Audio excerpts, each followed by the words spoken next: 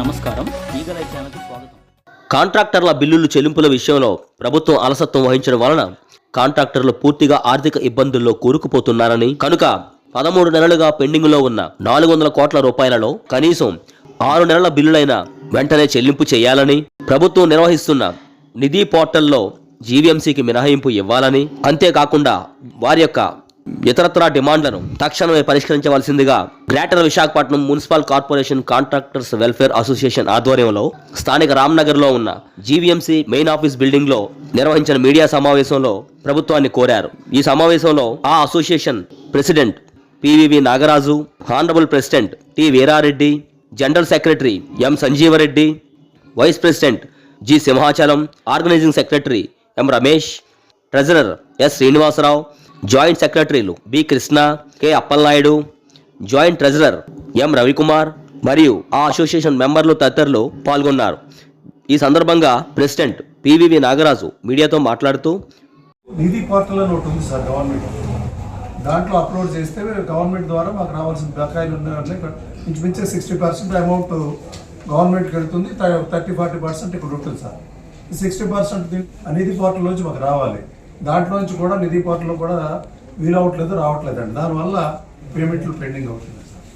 మాకు సుమారు 460 కోట్ల రూపాయలు బాకీలు ఉన్నాయి. అవి ఎన్నిసార్లు అధికారులకి విన్నవించుకున్నా కానీ వారి దగ్గర నుంచి ఏ రకమైన స్పందన, సరైన స్పందన రావట్లేదు.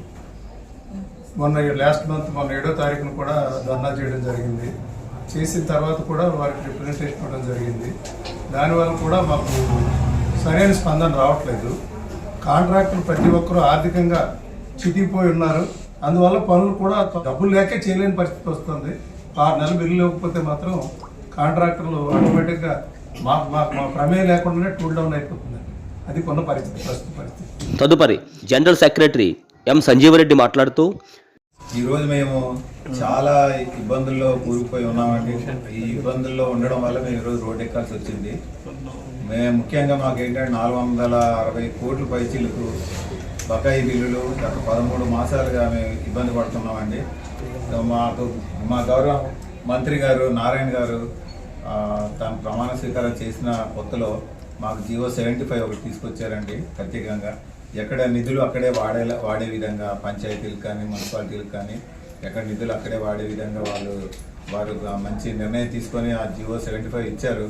కానీ అది కార్యాచరణలో లేక మేము చాలా ఇబ్బంది పడుతున్నాం. ఈరోజు సిఐఏ సమ్మిట్ విషయంలోనైతేనేమి, నగర అభివృద్ధి విషయంలో అయితేనేమి, రేపు రాబోయే ఐఎఫ్ఆర్ విషయంలో అయితేనేమి మా అవసరం ఎంతైనా ప్రభుత్వానికి ఉంది.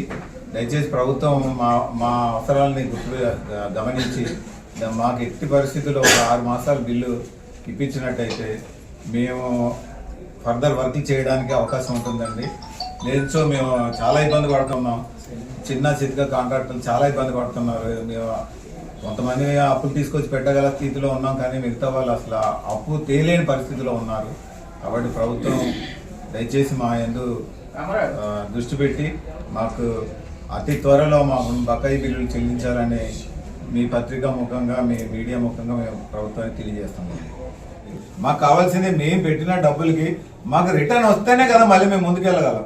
ఓటర్ కాంట్రాక్టర్స్ మేము 480 మంది అండి. మేము ఇక్కడ ఉన్నామంటే మా వెనకాల కూడా ఒక్కొక్క కాంట్రాక్టర్ వెనకాల ఒక 50 మంది 40 మంది జీవితాలు ఆధారపడి ఉన్నాయండి. వాళ్ళందరినీ మేము కూడా ప్రతి నెల వాళ్ళకి మేము పేమెంట్లు ఇచ్చుకొని పోషించాలంటే మాకు వస్తేనే మేము ఇవ్వగలం వెనక. సో వాళ్ళు కూడా రోడ్డు ఎక్కే అవకాశం ఉందండి. ఇప్పుడు ఒక్కొక్కరు 50 మంది 40 మంది, మేము మా 400 మంది 40 మంది అంటే ఇంచుమించుగా ఒక 40,000 మంది మా దగ్గర మా మీద ఆధారపడి ఉంటారండి. విశాఖపట్నంలో అభివృద్ధి కోసం అని ప్రతి కార్యక్రమం ఇక్కడే చేస్తున్నారు.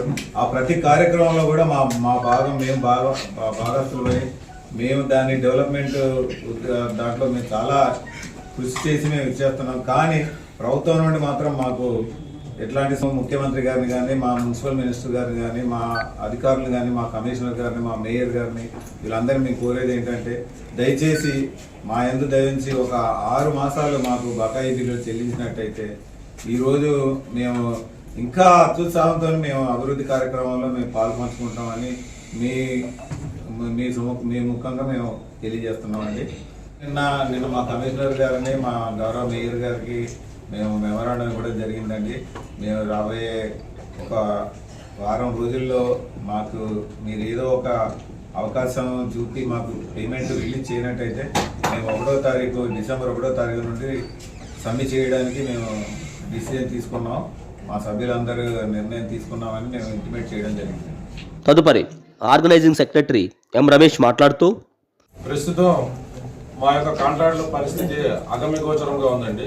ఎందుకంటే కాంట్రాక్టర్ అంటే ప్రతి కాంట్రాక్టర్ పెద్ద కాంట్రాక్టర్లకి పెద్ద ఇబ్బంది ఉండదేమో కానీ చిన్న కాంట్రాక్టర్ మాత్రం ఆత్మహత్య చేసుకునే పరిస్థితిలో ఉన్నారండి. ఆర్థికంగా అంతంత నష్టపోయారండి. సుమారుగా 460 కోట్లు అంటే జీవీఎంసీ ఒక సంవత్సర కాలం బడ్జెట్ మాకు బాకీ ఉందండి. సంవత్సర కాలం బడ్జెట్ 400 కోట్ల రూపాయలు పెడుతుంటే ఆ సంవత్సర కాలం బడ్జెట్ గత సెప్టెంబర్ ఇవ్వకుండా మాకు నానా ఇబ్బందులు పెడుతూ చాలా కాంట్రాక్టులు ఆర్థికంగా ఇబ్బంది పడుతున్నాం అండి. ప్రతిదానికి కాంట్రాక్టులు మన జీబీఎంసీలో పూర్వకాలంలో ఎలా ఉండేదంటే కలెక్షన్ డబ్బులు దీని డబ్బులు అన్ని కూడాను మన జీవీఎంసీ వారు మాకు పేమెంట్ ద్వారా చెల్లించేవారు. ఇప్పుడు అడుగుతుంటే నిధి పోర్టల్లో ఇవన్నీ ఉండిపోతున్నాయి. ఈ నిధి పోర్టల్లో ఉండిపోవడం వల్ల మీకు డబ్బులు ఇవ్వలేకపోతున్నాం అని ఒక మాట చెప్తున్నారు సార్. ఆ నిధి పోర్టల్లో ఉండిపోవడానికి చాలా ఇబ్బందుల వల్ల మేము ఏది చేయలేకపోతున్నాం. ఆ నిధి పోర్టల్ ద్వారా డబ్బులు రావాలి అని అంటే ఆల్రెడీ 75 జీవో అనేది ఒకటి ఇచ్చి ఆ 75 జీవోను ఎక్కడ నిధులు అక్కడే వాడుకోవాలన్న ఒక ఆలోచనతో కూటమి ప్రభుత్వం అభివృద్ధి పథంలో బాగా ముందుకు దూసుకెళ్తుంది, అభివృద్ధి బాగా చేస్తుంది. ఈ అభివృద్ధి చేయడానికి కాంట్రాక్టర్లను వాడుకోకుండా కాంట్రాక్టర్ల యొక్క ఆర్థిక ఇబ్బందులను కూడా తొలగించి చక్కగా కానీ చేయించేస్తే కూటమి ప్రభుత్వం ఇంకా అభివృద్ధి బాటలో ముందుకెళ్లే అవకాశం కూడా ఉంటుంది. కాబట్టి మా బాధను అర్థం చేసుకొని ఈ కూటమి ప్రభుత్వం మా యొక్క నిధుల్ని జీవీఎంసీలోనే ఉంచి మా ఆర్థిక బాధల్ని కాంట్రాక్టర్లను ఆర్థిక ఇబ్బందుల నుంచి బయటపడతారని మీ మీడియా ముఖ్యంగా కూటమి ప్రభుత్వాన్ని కోరుతున్నాం. విశాఖ నగరపాలక చేయడానికి కూడా కాంట్రాక్టులు చాలా ఎన్నిదన్ని ఉండి విశాఖ నగరాన్ని అభివృద్ధి చేస్తున్నారు. గత సంవత్సరంలో కర్నూలులో ఒక మీటింగ్లో కాంట్రాక్ట్ మొత్తం మీటింగ్లో మన పయ్యావుల కేశవ్ గారు ఆర్థిక మినిస్టర్ గారు ఏం చెప్పారంటే ప్రతి మున్సిపల్ కార్పొరేషన్కి ఎవరి నిధులు వాళ్ళే వాడుకునేటట్టు చేస్తానని హామీ ఇవ్వడం కూడా జరిగింది. కానీ ఇక్కడ కోట్లాది రూపాయల ఫండ్స్ వచ్చినా కానీ కాంట్రాక్టులు ఈ అభివృద్ధి కార్యక్రమంలో భాగస్వాములు అయ్యి రాష్ట్రం నేషనల్ లెవెల్లో కూడా మేయర్లకి మరి కమిషనర్లకి ఎన్నో అవార్డులు రివార్డులు కూడా ఇస్తున్నారు. కానీ ఇక్కడ చేస్తున్న కాంట్రాక్టులు అందరూ వాళ్ళ స్థితిగతులు ఆర్థికంగా చాలా నలిగిపోయి ఉన్నారు. ఇక్కడ ఆర్థికంగా ఆంధ్రప్రదేశ్కి ఆర్థికంగా వనరులకు చేకూర్చేది నగర సంస్థల్లో మా కాంట్రాక్టులు పనిచేస్తున్నా కానీ మా బిల్లుల కోసం ఇలా ఈ రోడ్లు ఎక్కి ఈరోజు ఈ పత్రికలో మేము తెలియజేస్తున్నాం. ఇప్పటికైనా అధికారులు మరియు రాజకీయ నాయకులు ఈ యొక్క విశాఖ నగరపాలక సంస్థలో అభివృద్ధి పదంలో నడవడానికి ఈ కాంట్రాక్టులు ఎంతో శ్రేయస్సు ఎంత శ్రమ వెచ్చించి కూడా పాటుపడుతున్నారు. కాబట్టి వీళ్ళని ఆర్థికంగా ఆదుకోవాలని అధికారులు మరి రాజకీయ నాయకులు తెలుసుకొని మాకు ఆర్థికంగా మాకు వనరులు చేకూర్చి మాకు 6 మాసాల బిల్లు ఇచ్చి మాకు ఉన్న ఫర్దర్ వర్కులు కూడా చేయడానికి కూడా మా ఆర్థికంగా మాకు వెసులుబాటు కల్పించాలని ఈ సభాముఖంగా తెలియజేస్తూ సెలవు తీసుకున్నాం.